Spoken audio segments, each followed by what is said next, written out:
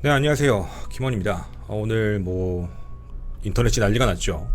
여러 가지 기사들도 뜨면서 개인정보를 유출한 거 아니냐, 이런 얘기가 나오고, 이례적으로 동탄경찰서에서는 즉각적으로 반응을 했습니다. 아니다. 개인정보를 그렇게 넘겨주는 경우는 없다. 라고 이제 못을 박으면서 이야기들이 쭉 넘어왔고, 사람들 사이에서는 아닌가? 맞나? 라는 여러 가지 이야기들로 나오고 있는데요. 오늘 내용, 제가 두 가지를 좀 전하려고 합니다. 개인정보와 관련된 부분에서 진짜 안 넘겼을까에 대한 문제. 고의든 실수든 말이죠. 물론 함부로 판단할 수는 없지만 고의라고 생각하진 않습니다. 하지만 개인정보입니다. 누군가의 신상을, 누군가의 집 주소, 그것도 단 옆동, 가해자와 피해자가 옆동인데 그걸 아무렇지 않게 전할 수 있다는 문제는 다시 한번 좀 생각을 해봐야 될 부분이라고 생각합니다. 그게 실수라고 해도 말이죠. 그거에 대한 증거들도 전부 준비해 왔습니다. 그리고 두 번째, 이상하리만큼 동탄경찰서에서는 이 사건이 무고죄로 입건되고 나서부터 무언가가 더디게 진행되는 느낌이었습니다. 근데 그 안에서 저희는 신고를 했던 신고 여성의 남편과 통화를 할 수가 있었는데요. 그 안에서 아주 놀라운 이야기도 전해듣게 되었습니다. 그 내용들까지 함께 모두 전해드리려고 합니다. 자, 우선 사건의 진행 상황을 간단하게 말씀드리도록 하겠습니다. 2024년 6월 23일 오후 5시경 50대 여성이 화장실에서 어떤 남성이 자신의 용변을 보는 걸 훔쳐봤다라는 신고 전화가 접수되었다고 합니다. 물론 이 내용은 나중에 말을 번복했죠. 똑똑똑 문을 열었더니, 남편인 줄 알고 문을 열었더니 이상한 행동을 하고 가슴을 만지려고 해서 발로 찼고 남자가 뛰어나갔다, 이렇게 변경된 내용입니다.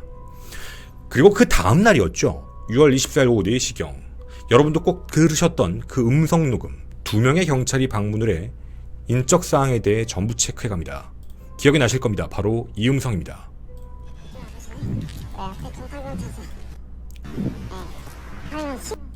첫 번째, 땡땡 경사인데라고 얘기하는 사람이 있죠. 꼭 기억해 주십시오. 뒤에 또 나옵니다.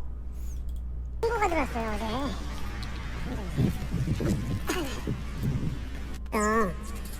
본인이 확인됐어요. CCTV 영상에서. 그러니까 영상에서 이게 확인됐는데 피해자가 신고를 했어요. 어떤 말도 할 수 없었습니다. 그냥 범인으로 낙인을 찍어 놓은 상태였었거든요. 이게 6월 24일입니다. 그렇게 모든 인적 사항을 그 경찰이 다 작성해서 간 상황이었죠. 군을 갓 전역하고 복학을 준비하며 아파트 헬스장에서 운동하다 화장실 한번 다녀왔는데 A씨는 강제추행죄 피의자로 입건됐습니다. 떳떳하면, 당당하면 가만히 있어 라는 말만 들었다 정말 입건돼 버렸죠. 저희가 함께 맡아 남원호 변호사님과 함께 증거자료를 찾던 중 A군의 어머님의 기지로 반박 증거를 찾은 뒤 무혐의를 이끌어냈습니다. 자, 기억을 잘 해주십시오. 여기까지가 A군이 범인, 피의자로 입건된 강제추행죄 사건입니다. 그 직후 동탄경찰서는 사건 인지를 통해 A군의 의사를 묻지 않고 신고 여성 자체를 무고죄 가해자로 입건을 하며 현재 진행 중인 사건이죠. 다음 주쯤 검찰에 송치 예정이라는 말도 전달을 받았습니다. 자, 지금 이게 A군이 이제 피해자가 된 무고죄인 겁니다. 지금 이 동탄 사건의 죄명이 두 개가 있었죠. 다시 말씀드리면 강제추행죄와 무고죄인데, 강제추행죄에서 피해자는 신고 여성, 그리고 무고죄에서 피해자는 A군인 상황입니다. 두 개가 바뀌었다라는 정도는 기억을 해주셨으면 좋겠습니다. 사실 모두가 다 끝난 줄 알았습니다. 무혐의가 났기 때문에 축하한다, 다행이다. 그런데 그게 아니었죠. 아무리 봐도 당시 상황과 진술들이 이상했다는 점입니다. 분명 애초에 기록에 나왔을 때 상황에서는 엿봤다. 그리고 과장의 이름으로 나왔던 공지사항에서도요, 불상의 남성이 그랬다라는 말. 근데 불상의 남성이라고 말을 했는데 어떻게 무고죄가 성립을 했지? 라는 상황이 정말 이상했습니다. 누군지를 모르니까 특정을 하지 않았으면 무고죄가 안 되거든요. 기억하시나요? 7월 3일이었습니다. 당시에는요, 이제 A군이 피해자로서 그 장소에 나가 경찰서에 직접 가서 사과도 듣고 그리고 피해자로서 조사를 받는 그런 상황이었습니다. 당시에 행동 자체가 정말 안 좋았던 것도 사실입니다. 언짢아 하는 표정. 너무 개인적인 느낌 아니냐라고도 하실 수도 있는데요. 같이 동행하셨던 남원호 변호사님도 이렇게 사과할 거면 다 나가라 라고 말할 정도로 자기가 언짢다는 말까지 하며 굉장히 불편했는 상황이었습니다. 근데 이때 당시에서도요, 자신이 너무 헐레벌떡 뛰어와서 말이 헛나온 거다. 최초 신고 내용이 애초에 얘기한 대로 모자 썼고 반팔 반바지에 문을 똑똑똑 했고 그 모든 상황을 그렇게 얘기를 한 겁니다. 저희는 궁금했습니다. 도대체 그럼 신고 내용이 무엇이 맞는 걸까? 이제 무고의 피해자인 A군이 그 사실을 알아야 될 때가 됐다라는 생각이었죠. 첫 번째 의문점입니다. 신고 여성은 어떻게 A군을 특정할 수 있었을까에 대한 의문입니다. 영상 한번 봐주십시오.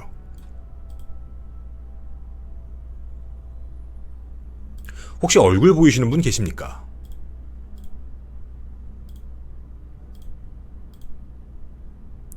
그 누구도요, 얼굴을 확인할 수는 없는 상황입니다. 얼굴의 특징에 대한 부분은 아무것도 없고요. 우리에게 보여지는 건 모자 썼다, 반팔, 반바지, 슬리퍼 같은 걸 신고 있다, 뭐 이 정도입니다. 근데 신고 여성은 나중에 전부 다 자신의 망상으로 만든 허위 신고였다라고 인정을 했는데 이 내용들을 다 어떻게 알고 특정을 할 수 있었을까에 대한 궁금증이었죠. 해서 저희는 첫 번째 방법을 썼습니다. 정보공개 청구였죠. 근데 이거 제대로 답변이 왔습니다. 거절이었죠. 정확한 사유를 좀 말씀드리면 개인 사생활 침해라는 이유로 저희는 거절당했습니다. 무고죄 피해자입니다. 자신이 무슨 혐의로 무고죄라는 피해자가 됐는지 어떤 상황인 건지 알려줄 수가 없다라는 것이죠. 계속 말도 끊었는데 소통 아무것도 안 됩니다. 그냥 기다려라, 이거 하나죠. 두 번째 방법은 정보공개 청구 요청, 바로 민사재판을 거는 건데요. 이게 문제가 있습니다. 민사재판을 통해서 얻어내려면 이 사건 자체가 재판으로 넘어가서, 즉 검찰로 넘기고 기소 유무를 따져야 되는데 이 사건 지금도 동탄서에 있습니다. 아니, 신고 들어가고 강제추행죄로 입건하는 데까지 시간이 그렇게 빨랐는데 현재 이 사건 계속해서 계류 중이죠. 다음 주쯤 검찰로 송치시킵니다 라는 말만 들었지 언제인지도 날짜도 특정할 수가 없었습니다. 세 번째, 국회의원의 힘을 빌리는 것. 하지만 그 어디에서도 도움을 주신다는 연락은 받지 못했습니다. 저희는 저희를 도와달라고 얘기한 게 아니었습니다. 그냥 단순하게 A군의 이야기, A군의 억울한 이야기, A군이 알아야 될 이유에 대한 부분을 언급하며 그 부분에 대해서 한번 알아봐 주시고 청문회를 여시던, 감사를 하시던, 직접 언론에 발표를 하시던 그렇게라도 진실을 알려주셨으면 좋겠습니다 라는 내용이었습니다. 하지만 어디에서도 답변을 드릴 수 없었습니다. 네 번째, 제가 직접 찾아가는 문제였습니다. 그냥 가서 오랫동안 기다리다가 특정 시간에 산책을 하신다고 얘기가 나왔기 때문에 조심스럽게 가서 여쭤보고 말하기 싫다 그러면 그냥 다시 돌아오려고 했었죠. 자칫 잘못하면 스토킹 처벌법으로 처벌을 받을 수 있는 상황이기 때문입니다. 준비를 하고 있었습니다. 그런데 오늘이었죠. 연락을 드릴 수 있었습니다. 신고 여성 남편에게 연락이 온 것이죠. 근데 이거 정말 깜짝 놀란 부분이었습니다. 왜냐면 A군의 입장에서는 자신의 의사에 대해서 뭘 물어보지도 않았는데요. 자기가 오케이 하지도 않았는데 갑자기 자신의 번호로 대뜸 연락이 온 문제였습니다. 자, 오늘 이야기가 조금 와전됐던 문제에 대해서 간략히 설명을 드리겠습니다. 우선 신고 여성의 남편이 자신이 이 번호를 알게 된 이유를 첫 번째로 경찰에서 줬다라고 A군에게 그렇게 문자로 이야기를 했습니다. A군은 깜짝 놀랄 수밖에 없었죠. 저희도 다 놀랐습니다. 아니, 아무리 경찰이 미치지 않고서야 그냥 정보를 준다고? 이건 정말 말도 안 되는 내용이거든요. 아무리 기본적이지 않고 아무리 상식이 없다 하더라도 이건 너무 말이 안 되는 내용이어서 저는 조금 조심스럽게 생각하고 말도 안 되는 내용이지 않을까 하고 체크를 좀 하고 있었는데 그 뒤에 확인된 부분에서는 바로 국선 변호사가 전달해줬다라는 부분을 확인할 수가 있었습니다. 바로 이 자료입니다. 자, 좀 생소하실 수도 있을 것 같은데요. 우선 이 내용을 제대로 이해하시기 위해서 제가 좀 요점을 잡고 출발하도록 하겠습니다. 지금 이 문서에서 여러분 눈에 가장 중요하게 띄셔야 되는 부분 첫 번째가 밑에 있는 날짜입니다. 보시면 6월 25일 이렇게 적혀있는 부분이 아마 보이실 겁니다. 확인이 되실 겁니다. 그럼 그 시간을 잘 생각을 해보게 되면 신고 접수가 되고 A군을 만나러 오고 신분증 사진 찍고 인적사항 다 알아간 다음 그 다음에 바로 이 문서가 작성이 됐다라는 정도는 알 수 있죠. 자, 그럼 이제 궁금한 두 번째입니다. 도대체 이 문서가 무슨 문서냐라는 얘기인데요. 이게 좀 어려우실 수도 있는데 우리가 보통 영화에서 보면 국선 변호사 누구를 변호하고 있죠? 뭐 대부분 다는 아닙니다.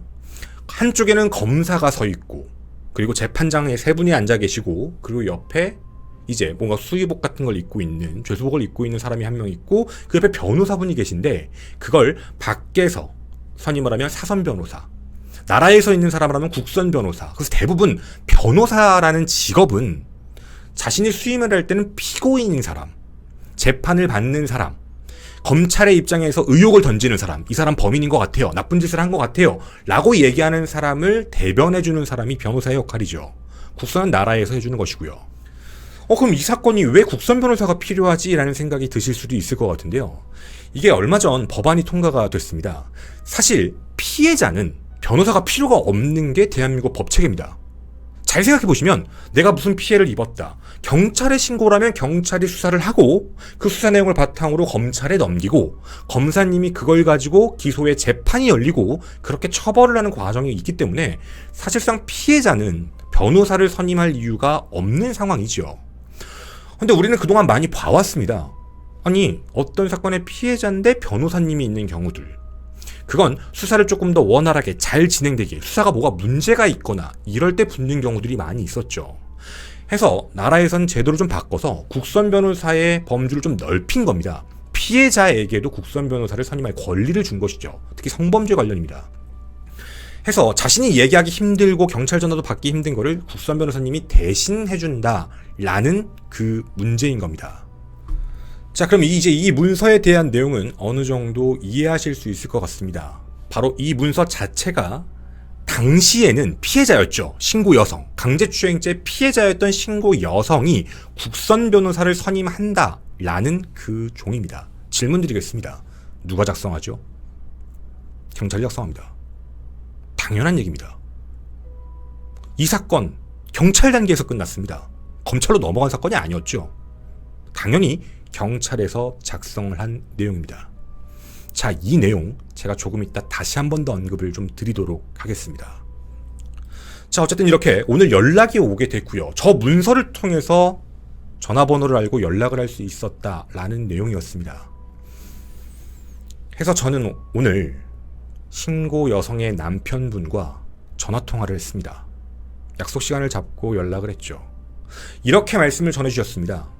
경찰서에서는 저랑 통화를 하지 말라고 했는데 A군하고 약속을 했고 그리고 자신들이 너무 잘못한 걸 알고 있기 때문에 전화를 하는 것이다. 음성 녹취만은 하지 말아달라는 부탁이 있어 제가 어떤 내용이 있었는지만 간략히 전달을 해드리도록 하겠습니다. 자, 지금부터 신고 여성의 남편의 이야기였습니다. 당시에 어떤 일들이 있었던 건지 그 부분에 대한 내용을 전해드리도록 하겠습니다. 사실 저는 조금 놀랐습니다.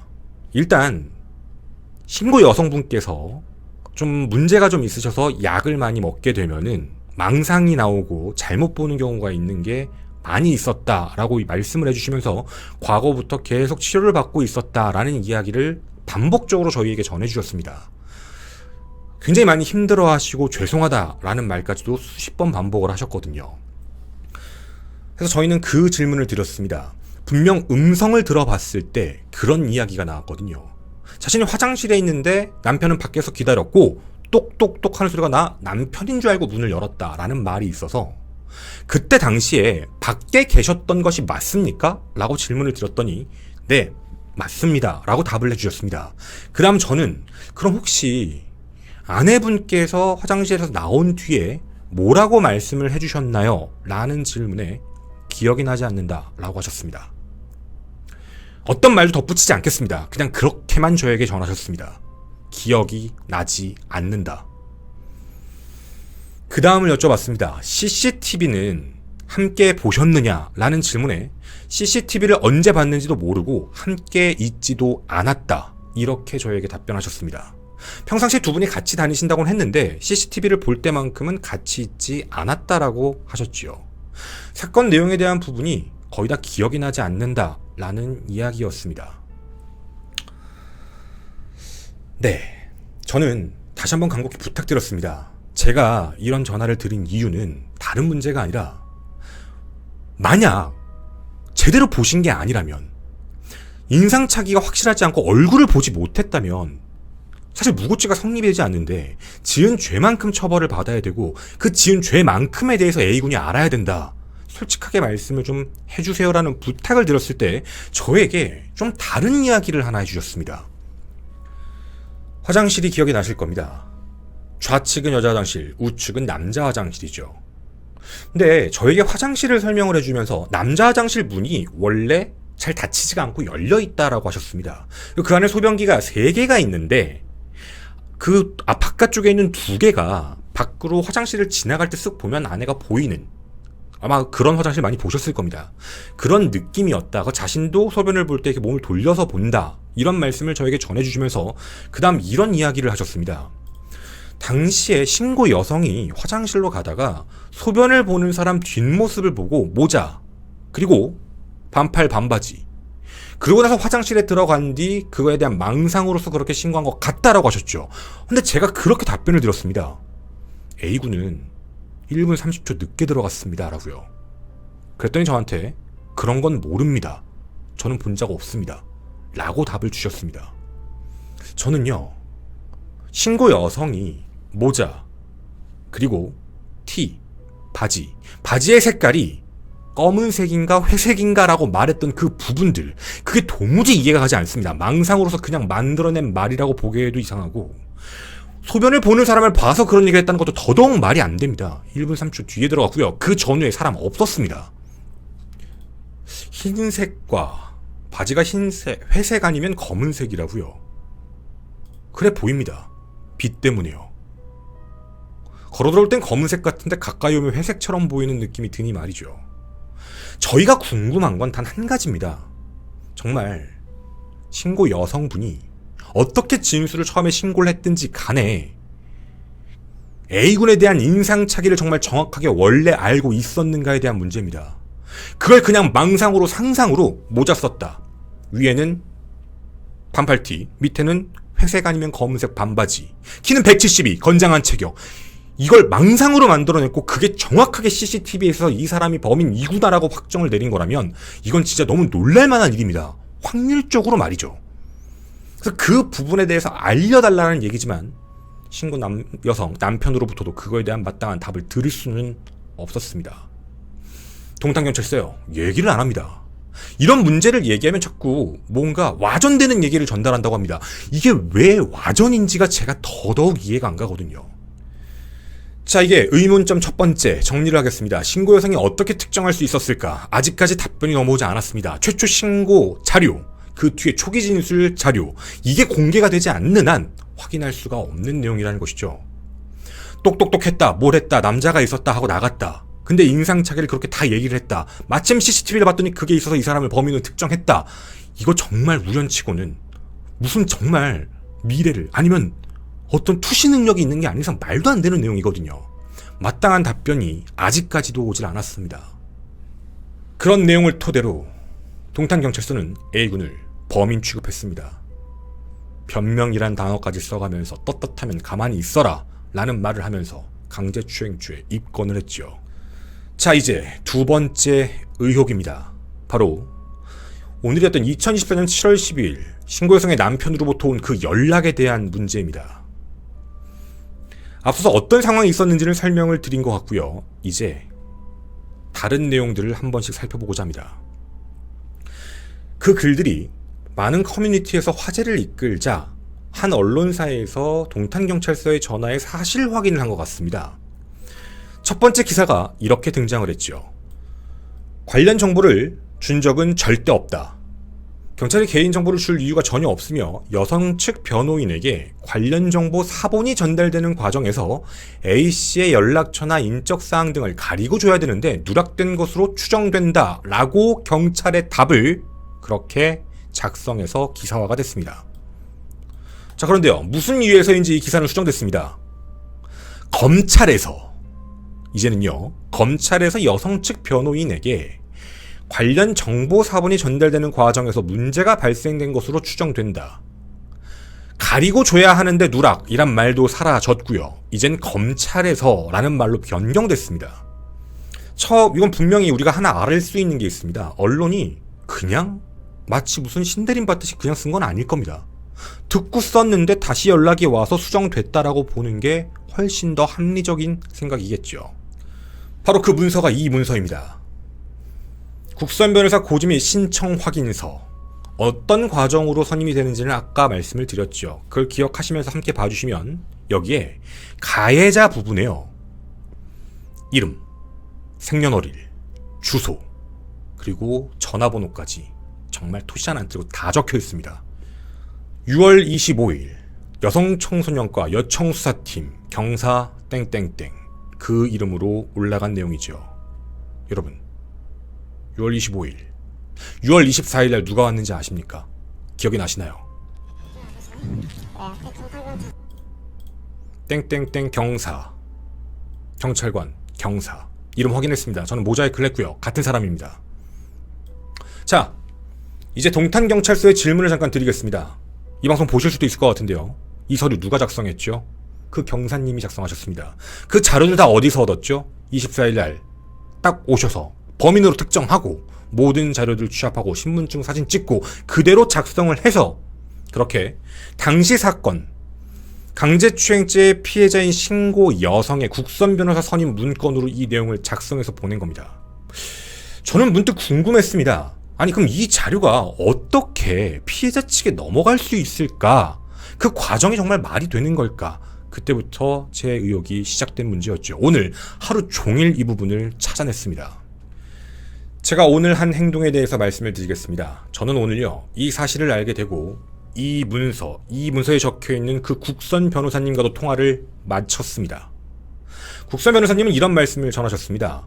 변호사 고지 신청서가 오는 거 맞다. 국선 변호사 일을 많이 하다 보니 여러 가지 자료들이 오게 되고 그 자료들이 오면 그 안에 있는 내용을 전부 확인할 수는 없다. 그래서 그 부분들을 그냥 보내주고 전달해주는 경우는 있다. 헌데 가해자의 인적사항이 적혀있는 경우는 본 적이 없다. 좀 뭔가 이상했습니다. 그래서 저는 국선 변호사와 관련된 전문 변호사님을 좀 찾아봐야 되겠다라는 생각이 들었습니다. 이유가 있죠. 모든 변호사님들이 모든 사건을 정확히 하시는 게 아닙니다. 각자의 정확한 파트가 있을 수 있으니 말이죠. 저희는 지세훈 변호사님께 이 내용을 자문을 드렸습니다. 왜냐고요? 서류가 똑같거든요. 그리고 제가 이렇게 질문을 드렸습니다.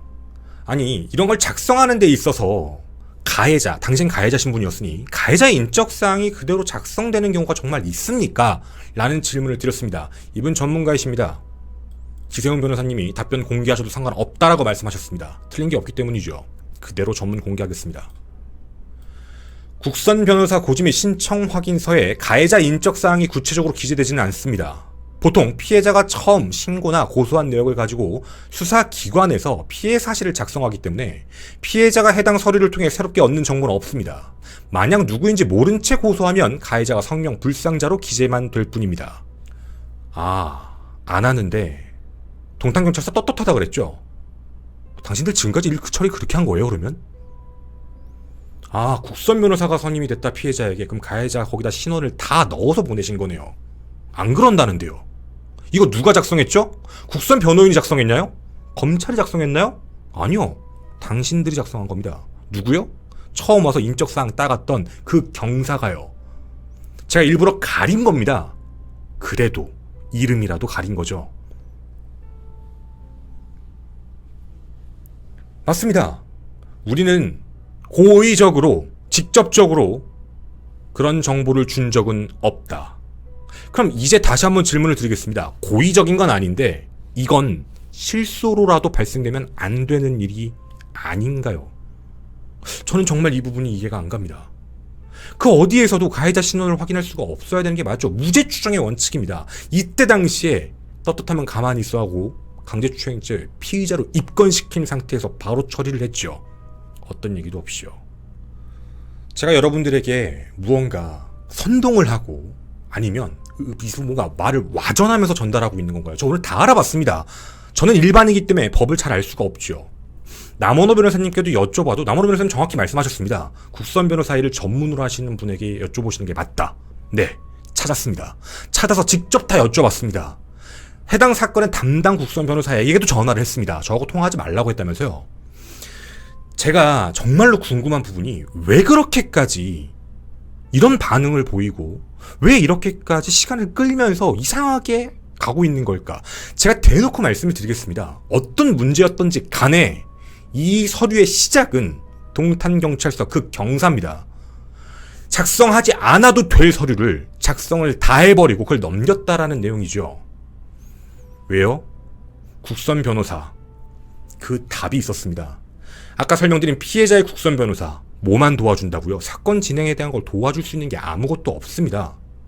이분들의 역할 아예 법으로 명시가 되어 있습니다. 이분들은 사건 자료도 받을 수 없고요.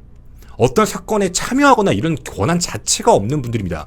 피해자들의 이야기를 그냥 경찰과 상호작용에 전달해주는 사람이라 가해자의 상태, 가해자의 신원 그런 거 아예 관심이 없습니다. 그거는 경찰이 알아서 하는 거니까. 근데 그 자료를 당신들이 넘긴 겁니다. 이게 잘못된 줄 몰랐다고요? 그럼 당신들은 그동안 계속 그래왔다는 얘기입니다. 동탄경찰서에서 지금까지 전수조사하고 계시죠? 이 서류 다시 검토해 주십시오. 국선 변호사, 피해자의 국선 변호사를 선임할 때 가해자의 인적사항을 전부 기재했는지 안 했는지 말이죠. 자, 이렇게 말씀을 좀 드리면 아니 그냥 뭔가 보호하려고 뭐 그냥 어쨌든 그런 부분 때문이 아닐까. 이때 당시엔 피해자였으니까. 근데 지금은 이제 입장이 바뀌었죠. A군은 가해자에서 피해자로, 신고 여성은 피해자에서 가해자로 이제 그 무고죄가 된 상황입니다. 안 끝났습니다. 무고죄. 동탄경찰서 여러분, 도대체 왜 어떤 이유로 가해자 신고 여성 측과 피해자 A군을 못 만나게 하시는 건가요? 억측이에요? 녹취 듣고 오겠습니다.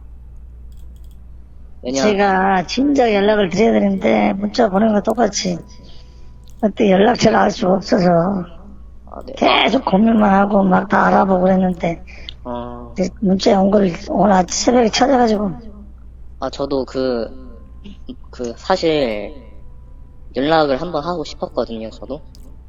근데 저도 그쪽 그 연락처를 알 수가 없어가지고. 그러셨구나. 네. 죄송합니다.